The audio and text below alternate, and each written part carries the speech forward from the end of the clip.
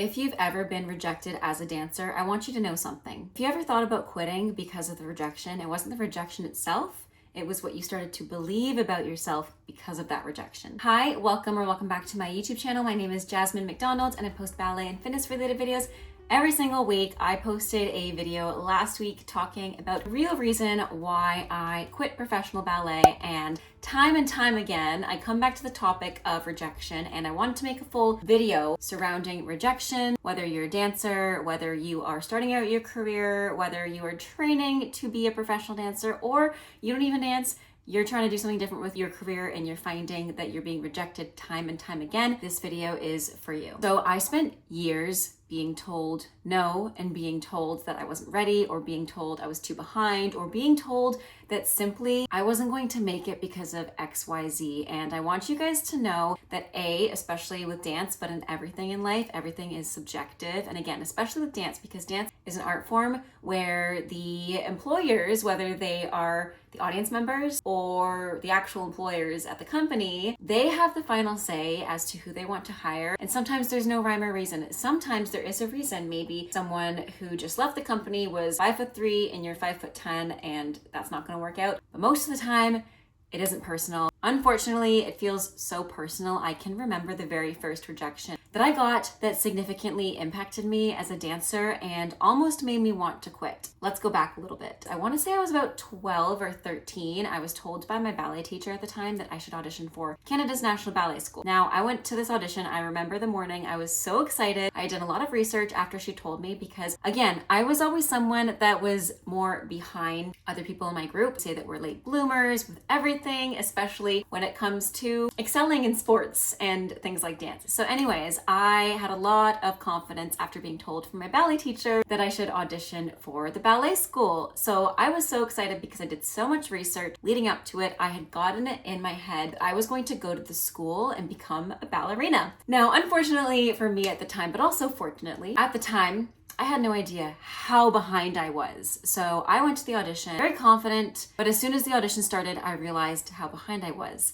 And I realized that, but I didn't care. I still wanted to make it. And I remember the moment where we were all in a line, just pointing our feet and doing flexibility tests in the audition. They actually had us line up, and we have to point and flex our feet, reach forward, do a pike stretch, do a straddle stretch, whatever, just so that the ballet school could see whether or not you had the facility to train full time. A lot of ballet schools do that in their own kind of way, whether they send you to a physio or they do it at the audition themselves, but it's just a way so that they can see if your body can withstand the demands of professionally training in ballet. So I remember in the audition itself, it was really hard for me to pick things up and I felt really behind, but when it came to the flexibility portion, I had that down. There was not a doubt in my mind that I wasn't making it. I thought I was making it through this round of auditions to the ballet school for the summer intensive. Well, boy, was I wrong. So after the audition class, I remember I also auditioned with one of my close friends who was also my duet partner. So we were both excited going into it, and we were duet partners, so we very much danced similarly. We were similar heights, similar builds, and I remember her number got called to talk after, and they had explicitly said, any of the numbers that get called, please stay in the room. The rest of us, thank you for auditioning. It's not your time. You can go. And I remember her number got called, and I was thinking, okay, she's a couple before me.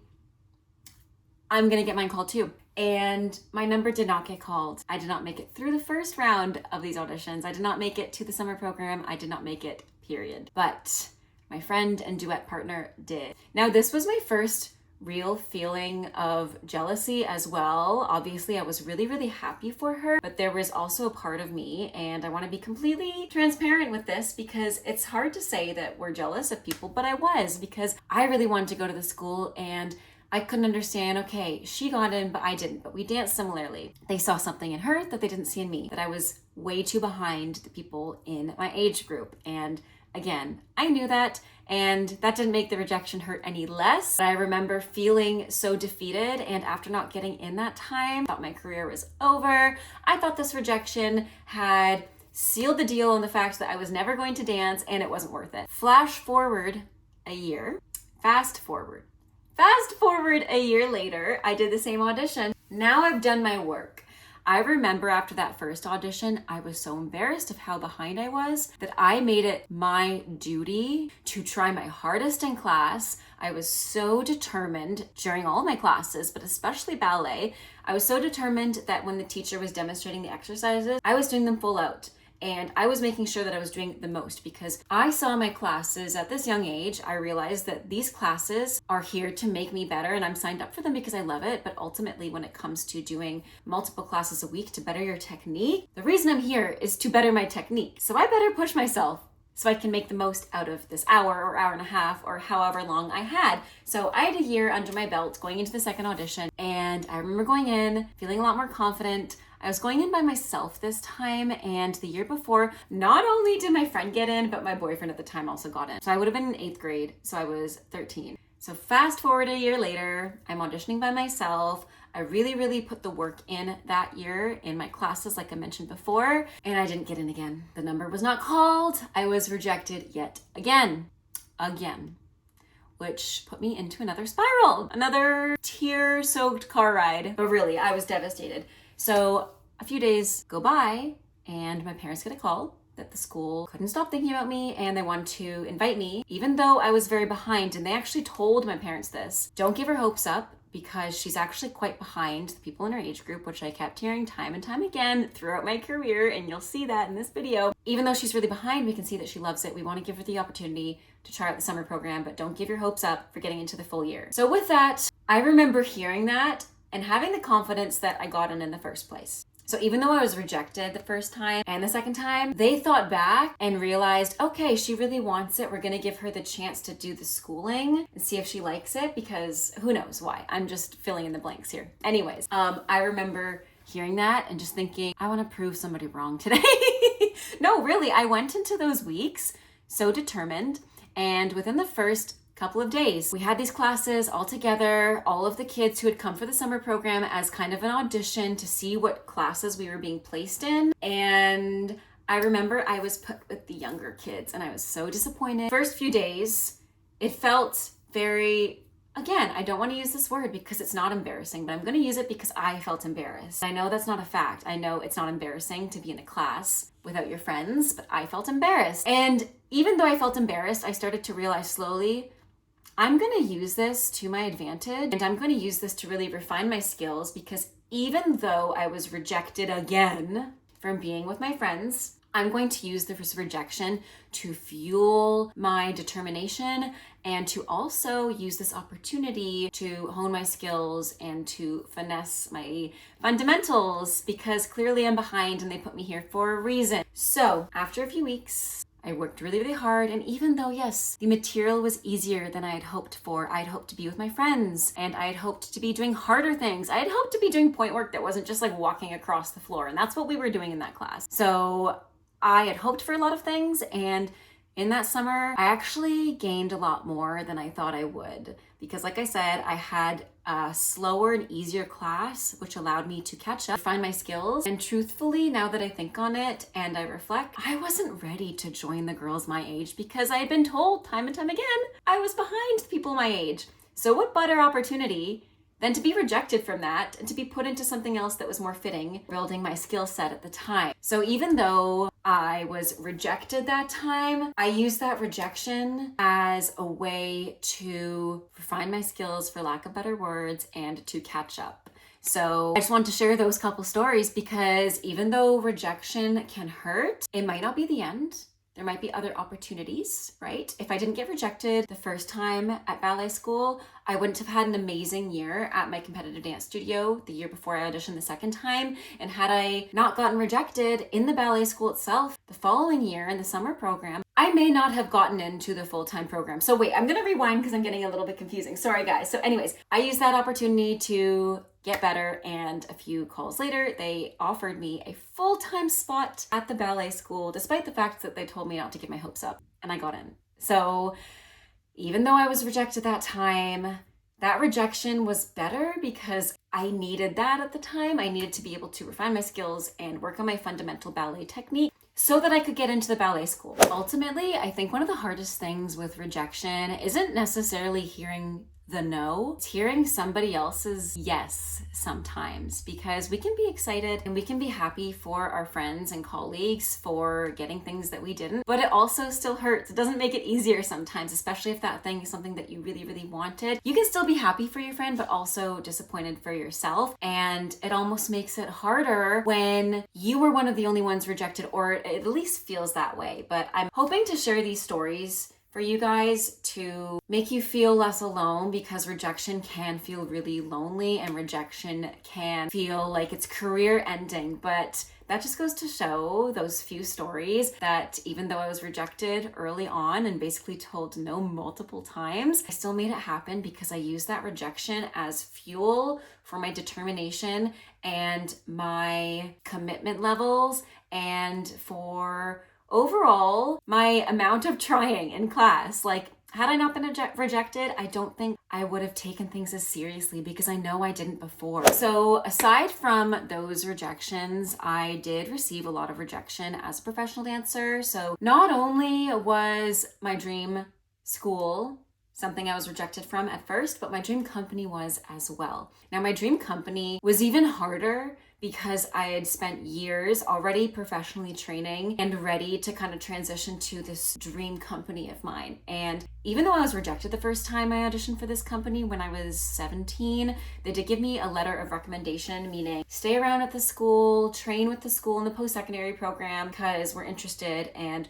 we liked what you had, but we just don't have a spot right now. So I stayed for that year. And during that year, I had a lot of issues that I talked about in the last video about why I really quit ballet, regarding my body image issues, regarding just my mental health overall. And I also sustained my first injury, which was a stress fracture in my heel. And when I had that stress fracture, I danced on it for way too long. And that's another video topic we can talk about later, knowing when to rest as dancers, because take it from me, you want to rest, because I danced on a broken foot, stress fractured heel for, I want to say, like 3 or 4 months. And I ended up having to take nearly a year off. So take the time off. And if you feel any kind of pain, take it seriously. You don't want to be walking around to prom in a boot. Not like me. Yes, I did that. Anyways, back to the topic at hand of this video. We were talking about rejection. So even though I got rejected the first time at this company, a year later, I auditioned despite the fact that I was literally injured. I should not have been auditioning. I got rejected, and not only did I get rejected, I also didn't get the letter of recommendation. So it was just a plain out, nope, we didn't like what we saw. No. So that really hurt my confidence. That being said, I was able to get some other opportunities at some other companies. And similar thing, I went to this one company in Europe, in Germany, and it was also my dream company. And I was already so grateful that I was filling in for someone and just dancing there kind of as an exchange program. I was just there for a month dancing in the company. They needed some extra people, and I went with one of my other school mates, or classmates, I guess that's the right word. And we went over there. I told them I'm interested in staying here at the company, and they basically said, no, we don't have any space for women. Maybe if you're a boy, but no, we don't have a space for you. That being said, even though I was devastated, that led me to a different path of auditioning within Europe, and I got rejected so much. I didn't get a single yes that round. Not one single yes, even though some companies and emails had told me, yeah, we're really interested, we're excited, or they told me to my face, beautiful work, but you need to look like this, or great, but we need this. Whatever it was, I got rejected so many times. I thought my career was over because it had just started and I had been rejected already at the start of it. And I felt like, oh my gosh, if I can't even land a company job, what am I gonna do? Because I've already had to take a year off due to injury, and I'm turning 19 or 20 at the time, which was kind of old to be joining a company. It's not, but to dancers, it was. And to companies, it was at the time. So I went back home. Then I got an email, this other company in Eastern Europe. And I was like, I'm just gonna fly over and do the audition. I'm just gonna do it. So I did. And finally, after so many no's, I finally got a yes. And This video is about rejection, not about acceptance. It is about rejection. So I want to keep it on that. And we can talk about my experiences in a more positive way too. Although the rejection piece is positive in the end because it led me to so many opportunities. It led me to dance in this company for my entire professional career. It led to me dancing in this company and having solo roles. It led to me dancing in this company and meeting my best friends in the whole entire world. It led to me dancing in this company so that I could be where I am today. So even though I had so many no's and it seemed like everybody else around me was getting yeses, that rejection fueled my determination. It led me to different paths that ultimately I can't complain about, and I'm very happy that I took all of those paths, even though some of them may have seemed challenging in companies that I didn't get a lot of pay or whatever the circumstance was. I'm so happy that I got rejected. And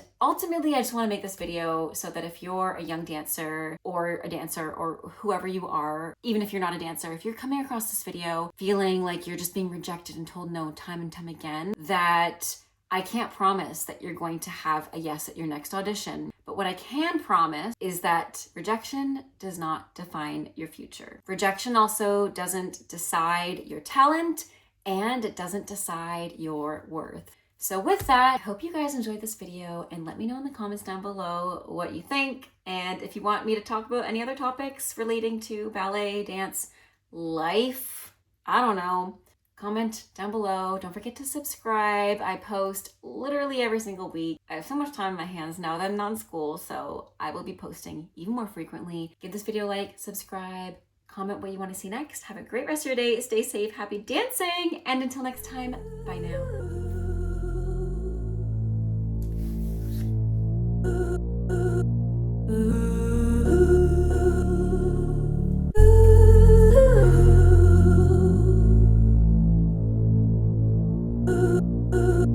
Ooh.